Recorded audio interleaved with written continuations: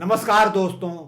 अगर हमें अपनी इकॉनमी को तेजी से विकसित करना है, डेवलप करना है, तो स्ट्रांग इंफ्रास्ट्रक्चर का होना बहुत जरूरी है। शायद आपको मालूम होगा कि केंद्र सरकार ने अगले साल के बजट में यानी वर्ष 2023-24 के बजट में 10 लाख करोड़ दिए हैं इंफ्रास्ट्रक्चर डेवलपमेंट के लिए।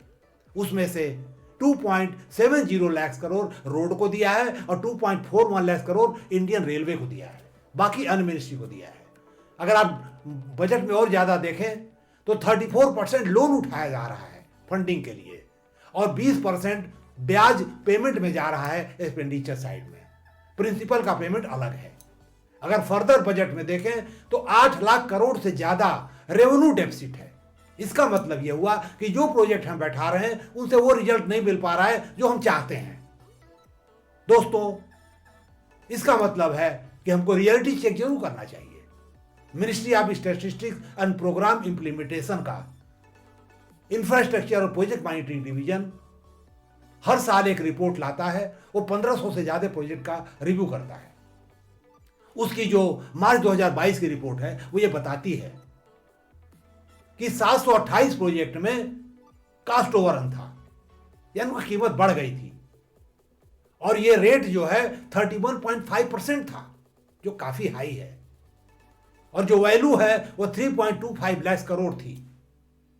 अगर हम सेक्टर वाइज देखें तो टेलीकम्युनिकेशन की हालत सबसे खराब थी, कास्ट ओवररन 81% था। इंडियन रेलवे सेकंड नंबर पे है जिसमें कास्ट ओवररन 70% था। रोड सेक्टर काफी अच्छा है, उसमें कास्ट ओवररन 10% था और फर्टिलाइजर 8%। टाइम ओवररन भी काफी सिग्निफिकेंट है। आधे से ज्यादा प्रोजेक्ट में टाइम ओवररन है और एवरेज टाइम ओवररन 40 महीने से ज्यादा है, यानी 3 साल से ज्यादा। अब आप समझ सकते हो कि अगर किसी प्रोजेक्ट की कास्ट भी बढ़ जाए, डिले भी हो जाए, तो अपॉर्चुनिटी कास्ट भी होती है उसके अंदर, वो लूज कर जाता है वो और उसकी इकोनॉमिक्स बिगड़ जाती है। इसी वजह से बजट में वो रिजल्ट नहीं मिल रहा है जो मिलना चाहिए। नमस्कार दोस्तों, मेरा नाम रामचंद्र राय है। मैं इंडियन रेलवे अकाउंट सर्विस का ऑफिसर हूं और वर्ष 2016 में पूर्वोत्तर रेलवे गोरखपुर के वित्त सलाहकार एवं मुख्य लेखाधिकारी के पद से रिटायर हुआ। मैं इस वीडियो के माध्यम से एसेंशियल्स ऑफ टेंडरिंग कॉन्ट्रैक्टिंग पे आपसे बात करना चाहता हूं, क्योंकि जो भी प्रोजेक्ट बैठ रहे हैं ज्यादातर वो कॉन्ट्रैक्ट के थ्रू ही बैठ रहे हैं। तो अगर हम कायदे से कॉन्ट्रैक्ट कर लें, सही एजेंसी चुन लें, तो निश्चित रूप से प्रोजेक्ट टाइम से बैठ सकता है और जो कास्ट है उसमें बैठ सकता है। दोस्तों, इसके पहले कि मैं डिटेल में जाऊं, मैं आपसे अनुरोध करूंगा कि आप इस वीडियो को आखिर तक जरूर देखिएगा और अपने कमेंट करके हमको जरूर बताइए कि आपको कैसा लगा। साथ ही साथ इसको लाइक करके ज्यादा से ज्यादा लोगों में शेयर भी करिए ताकि वो लोग भी इसका लाभ उठा सकें और उनके कमेंट भी हमको मिल सके। अगर आप पहली बार हमारे चैनल पे आए हैं, सब्सक्राइब करके बेल बटन जरूर दबा दीजिए ताकि आगे के वीडियो का नोटिफिकेशन भी आपको मिलता रहे। दोस्तों, जहां तक मेरा मानना है, अगर प्रोजेक्ट को टाइम से बैठाना है, कम पैसे में बैठाना है, तो अच्छा कंपटीशन होना जरूरी है और जो टेंडरर है या जो कॉन्ट्रैक्टर है उसको इक्वल फुटिंग पर ट्रीट करना चाहिए। वो हमारा पार्टनर है, हमारा सबऑर्डिनेट नहीं है। वो एक बिजनेसमैन है, प्रॉफिट के लिए आया है। दोस्तों, मेरी समझ से 3 चीजों का ध्यान रखना जरूरी है। पहला है एलिजिबिलिटी, दूसरा है इकोनॉमी और तीसरा इक्विटी। एलिजिबिलिटी का सवाल है वो ये है कि अगर कोई कॉन्ट्रैक्टर एलिजिबल नहीं है, कॉम्पिटेंट नहीं है, अनुभवी नहीं है, तो वो प्रोजेक्ट टाइम से डिलीवर कर ही नहीं सकता। प्रोजेक्ट डिलीवरी तो भूल जाइए, वो कायदे से ऑफर भी नहीं बना सकता, प्रॉपर बिड प्राइस भी नहीं कोट कर सकता। इसलिए जब आप एलिजिबिलिटी क्राइटेरिया बनाएं तो इस बात का ध्यान रखें कि वो ठीक से बने, लेकिन बहुत ज्यादा रिस्ट्रिक्टिव मत हो जाइए ताकि कंसेशन ही किल हो जाए और आपको ज्यादा पेमेंट करना पड़ जाए।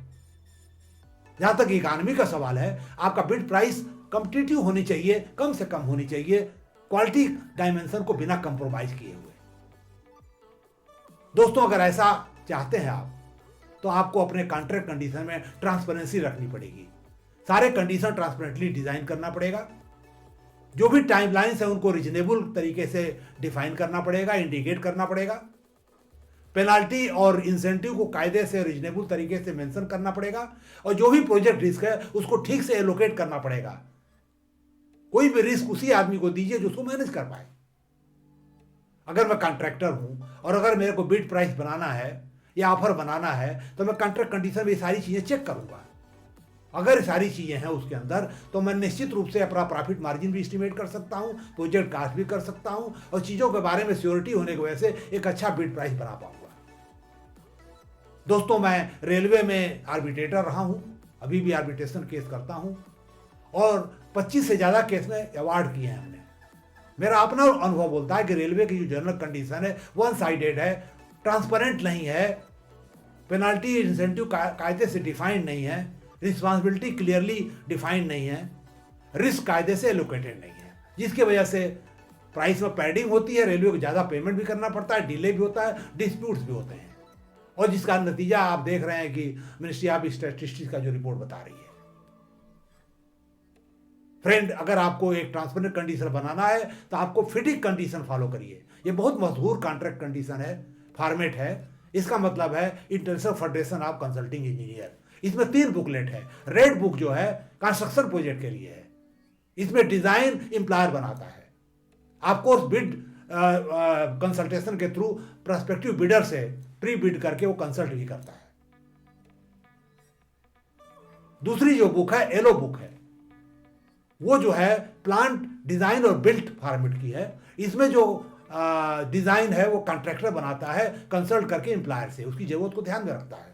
तीसरी जो बुकलेट है वो है सिल्वर बुक, वो टर्नकी और ईपीसी प्रोजेक्ट के लिए है। इसमें भी डिजाइन कॉन्ट्रैक्टर बनाता है, कंसल्ट करता है एम्प्लॉयर से।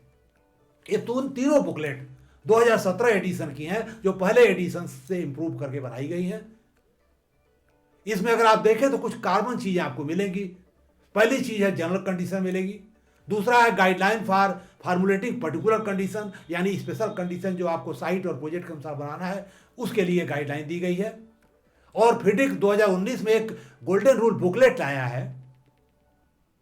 ये गोल्डन रूल वो है जिसको अगर आप फॉलो करेंगे तो जो फिडिक कॉन्ट्रैक्ट की स्पिरिट वो मेंटेन रहेगी पर्टिकुलर कंडीशन बनाते समय, और रिस्क डिस्ट्रीब्यूशन भी ठीक से होगा। इसके बाद इसमें फॉर्मेट दिए गए हैं सिक्योरिटी पार्टी एक्सेट्रा के लिए, और लास्ट में इसमें dispute adjudication and avoidance agreement का फॉर्मेट दिया गया है, कंडीशंस दी गई हैं। अगर आप इसको फॉलो करते हैं तो आप एक ट्रांसपेरेंट कंडीशन बना पाएंगे, कॉन्ट्रैक्ट बना पाएंगे, और तब अगर आप बिड करते हैं तो निश्चित रूप से आपको अच्छी बिड प्राइस मिलेगी। इकोनॉमी का प्रिंसिपल आपका मीट आउट हो सकता है। और तीसरा जो प्रिंसिपल है वो है इक्विटी, यानी जो भी प्रोस्पेक्टिव बिडर्स हैं उनके साथ फेयर डीलिंग होनी चाहिए, डिस्क्रिमिनेशन नहीं होना चाहिए, और सभी गवर्नमेंट डिपार्टमेंट के लिए, पीएसयू के लिए जरूरी है। इसको लेकर तमाम विजिलेंस केस बनते हैं। फ्रेंड, पहले मैनुअल सिस्टम था, जब लोग मैनुअल मैनिपुलेशन करके किसी का फेवर करते थे। अब ई टेंडरिंग हो गई ज्यादातर डिपार्टमेंट में, इसलिए ये पॉसिबिलिटी काफी कम हो गई है और चीजें काफी फास्ट हो गई हैं। फ्रेंड, मैं इस विषय पे मेरे पास एक्सपर्टाइज इसलिए आई कि मैं रेलवे में कुछ जगहों पे पोस्टिंग मिली हमको। 5 साल मैं विजिलेंस में रहा, डिप्टी चीफ विजिलेंस ऑफिसर, और इस प्रॉब्लम को विजिलेंस एंगल से देखा। फिर 2 बार मैं रेलवे स्टाफ कॉलेज में फैकल्टी में रहा, 7 साल तक मैंने इस सब्जेक्ट को पढ़ाया वहाँ पे। फिर मैं रेलवे बोर्ड में एग्जीक्यूटिव डायरेक्टर फाइनेंस पीपीपी भी रहा, और मैंने तमाम पीपीपी के जो मॉडल्स हैं वो फिटिक कंडीशन के बेस करके प्लानिंग कमीशन से कंसल्ट करके बनाए। इसलिए अपने अनुभव के आधार पे मैंने एक किताब लिखी है, उसका टाइटल है art of tendering and contracting for public officials. इसमें कुछ खास बातें हैं। पहली बात, ये थ्योरेटिकल से लेके प्रैक्टिकल एंगल सब कवर करती है।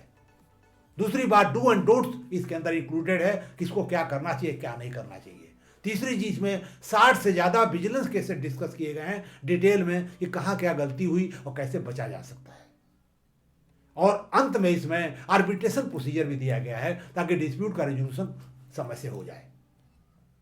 फ्रेंड, हमने 2 ई बुक भी बनाई है, एक फिटिक कंडीशन पे और दूसरा जो है ई टेंडरिंग के ऊपर। अगर आप चाहें तो इस पुस्तक को ऑर्डर कर सकते हैं। डिस्क्रिप्शन बॉक्स में जाइए, पेमेंट लिंक मिल जाएगा, केवल 300 रुपया पेमेंट कर दिए ऑनलाइन आपको हार्ड कॉपी घर पे आपके डिलीवर हो जाएगी, या चाहे ऑफिस में जहां भी आप चाहेंगे, फ्री ऑफ कास्ट। और दोनों ई बुक आप डाउनलोड कर सकते हो।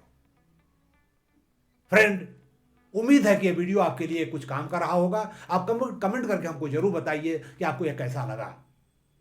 दोस्तों, हमारे चैनल को सब्सक्राइब भी जरूर करिएगा। हमें इतना समय देने के लिए बहुत बहुत धन्यवाद।